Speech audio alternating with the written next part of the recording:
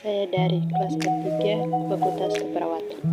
Tujuan saya membuat video ini untuk mengikuti ujian tengah semester dengan mata kuliah Bahasa Indonesia. Baik, saya akan menjelaskan 4 pokok materi. Yang pertama, sejarah perkembangan bahasa Indonesia. Yang kedua, fungsi dan kedudukan bahasa Indonesia. Yang ketiga, ragam bahasa Indonesia. Dan keempat, kalimat efektif. Apa itu sejarah perkembangan bahasa Indonesia? Bahasa Indonesia lahir pada tanggal 28 Oktober 1928. Pada saat itu, para pemuda dan berbagai Nusantara berkumpul dalam kerapatan pemuda dan berikat. Satu, bertumpah darah, yang satu, tanah air Indonesia. Dua, berbangsa satu, bangsa Indonesia. Tiga, menjunjung bahasa persatuan bahasa Indonesia. Ikrar pada pemuda ini dikenal dengan nama Sumpah Pemuda.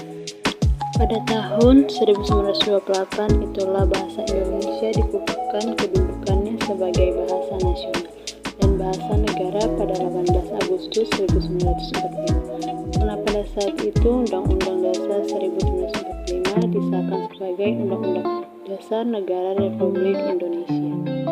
Fungsi dan kedudukan bahasa Indonesia. Dalam berbagai literatur bahasa, ahli bahasa bersepakatan dengan fungsi-fungsi bahasa berikut: fungsi ekspresi dalam bahasa, fungsi komunikasi dalam bahasa, fungsi adaptasi dan integrasi dalam bahasa, fungsi kontrol sosial. Ada pula beberapa fungsi lain sebagai pelengkap fungsi utama tersebut. Fungsi lebih mengenal kemampuan sendiri, memahami orang lain, belajar mengamati dunia, bidang ilmu di sekitar dengan cermat, mengembangkan proses berpikir yang jelas, teratur, terarah, dan logis.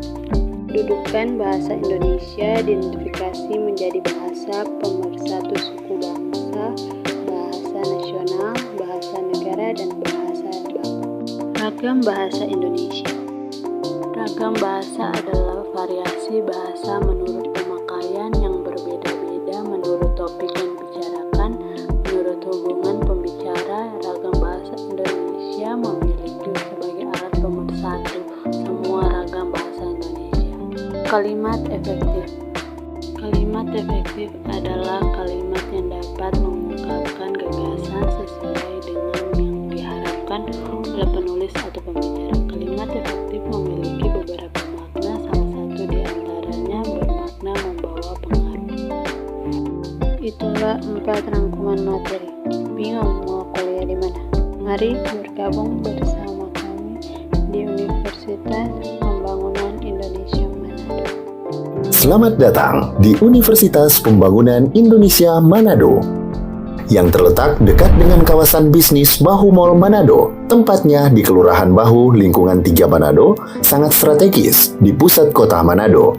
Dibangun di atas lahan seluas 2,5 hektar, Universitas Pembangunan Indonesia Manado berdiri megah dengan ruangan 7 lantai, terdiri dari ruangan kelas, ruangan kantor, perpustakaan, laboratorium komputer, laboratorium keperawatan, pengadilan semu, dan laboratorium bahasa, kantin, serta rooftop di lantai atas.